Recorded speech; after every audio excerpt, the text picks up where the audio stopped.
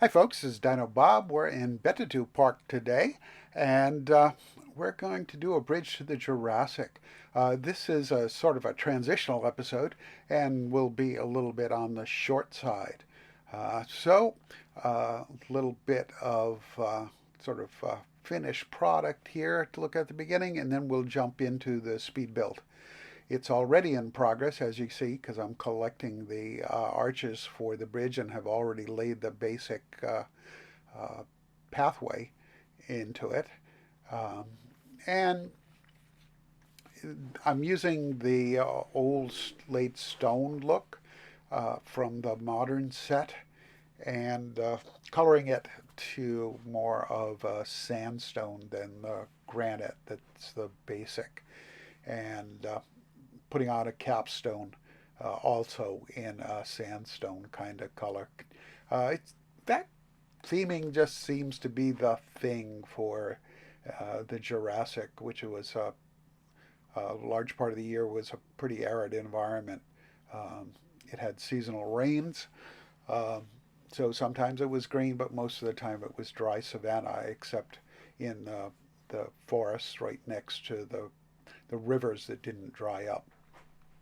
I made the abutment columns out of a stretched and shrunk wall in order to get something that looked a little bit different from the rest of the stone, but was a small number of pieces. And here I'm using one of the street lamps that I did for my prop video, if you've seen that, and using it in yet another way, setting it up as a bridge light. And this whole thing could have been done a lot more efficiently than I did, but I was making my decisions as I went along. Things I was sure of, I did, and then decided to say, oh, a little bit of night, and I did not notice at that point that I had actually lost a couple of my lights in the duplication there and had to go back. So we're going to take a walk now on the path into the road to the Jurassic in Bettatu.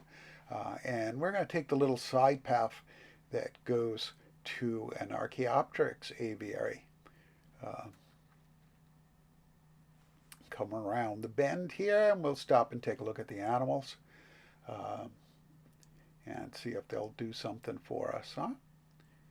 You going to do something for us? Anybody? There's one at the feeder. Yeah.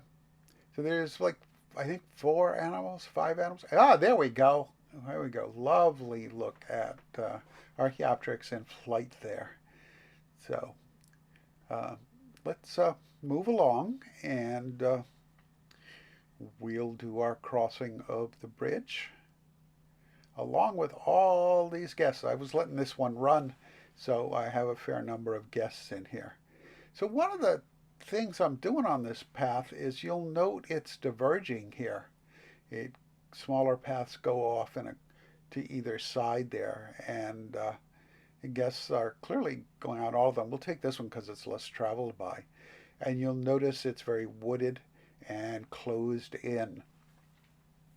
A little bit of environmental immersion kind of effect for our guests. I spent a fair bit of while um, moving trees around and dropping in new trees, putting in rocks and bushes and ferns and stuff to start developing a transition from the Mediterranean environment of the park as a basics to some of the things that would be in the Jurassic environment. And this is where the road ends right now. Um, we'll go back another way than the one we took. Um, go down here. You'll see there's a little bit of split. I have a plan for this, assuming we finally get the right animal into the game. Uh, and since that's not sure, that's about all I'm going to say about it to make this area more interesting. Let's hope it comes to pass because I think it's a neat idea. So that's pretty much all there is for this episode. Like I said, a short one. You can see in this aerial view just how much covered the paths there are. You can barely see them from the aerial. Thanks for stopping by. Like or subscribe as you're inclined.